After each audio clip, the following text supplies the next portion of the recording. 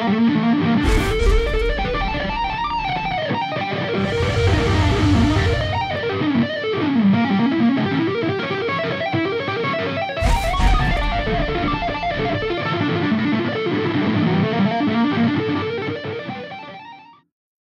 this is Broderick, and I wanted to show you a piece today that I wrote based around a tapping technique.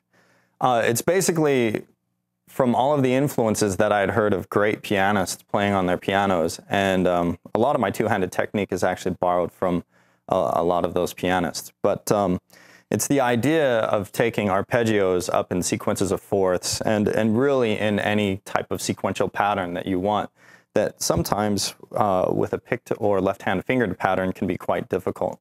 It's also got some cool little altered chords in it. It's got a Neapolitan chord and a augmented 3 chord and, you know, just your whole diminished 7 chord. So it's got some cool altered chords in it as well.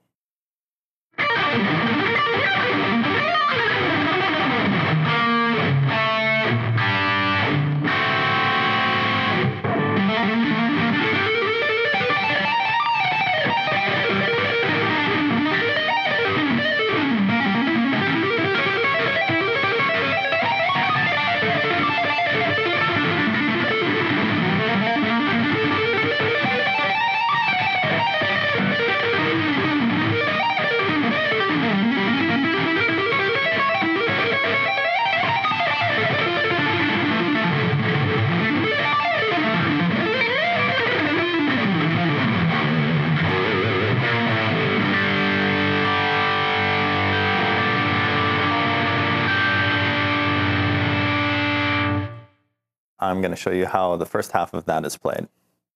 Starts off with a good old G minor second inversion arpeggio with a little triad turnaround, and then goes to root with another little triplet on the top, and then it goes into a G minor scale, harmonic minor, down to the 6th chord, then a 5 of 5, a 1 first inversion, and a 5 chord to end. So in the first arpeggio of this sequence, we have a G minor 9. And the way you tap through this is a little bit different than the other arpeggios because I have you playing 2 tapped notes with the right hand as opposed to typically 1 per octave in the other arpeggios. So this sequence would go like this. Go G, A, B flat, pull off to G. That's the first sequence.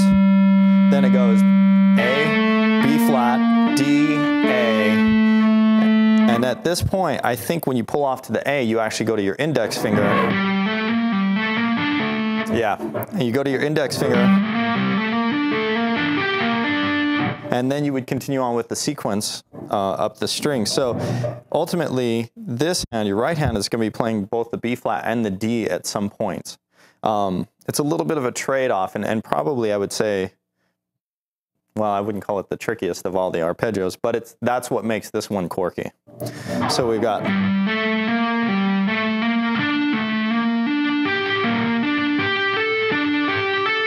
And at this point, this is where everything repeats with the next octave.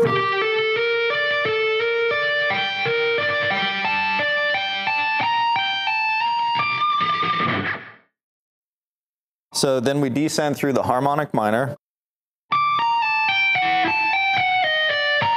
And at the B flat, at this tapped B flat, is where the next arpeggio starts, which is the Neapolitan chord in this key, which is E flat major 7. So we get...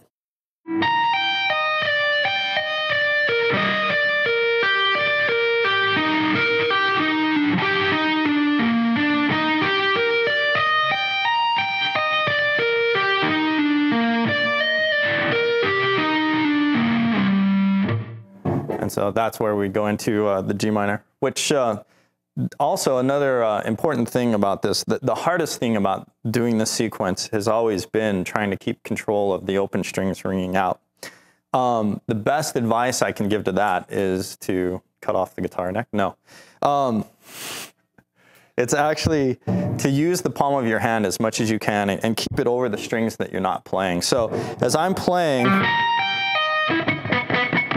I try and keep the B and everything below it muted as well as I can. It's a difficult task, and again, to me, it's what makes this piece so difficult to play. So as I roll through those notes, gradually rolling off my palm, but trying to keep it over as many strings as I possibly can.